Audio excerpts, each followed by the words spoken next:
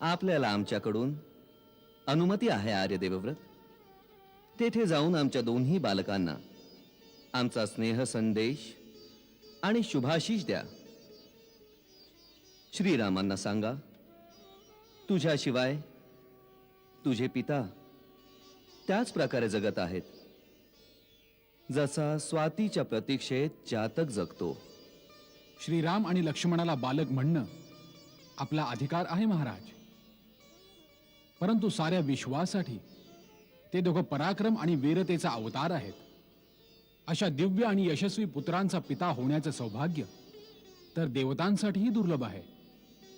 आपल्यासारख्या भाग्यशालींच्या दर्शनानं मी धन्य झालो आहे. खूप सुंदर वार्तालाप करतोस देवव्रत. तू आमच्या पुत्रांचा शुभ समाचार आणला आहेस, म्हणून आमची स्नेहभेट स्वीकार कर.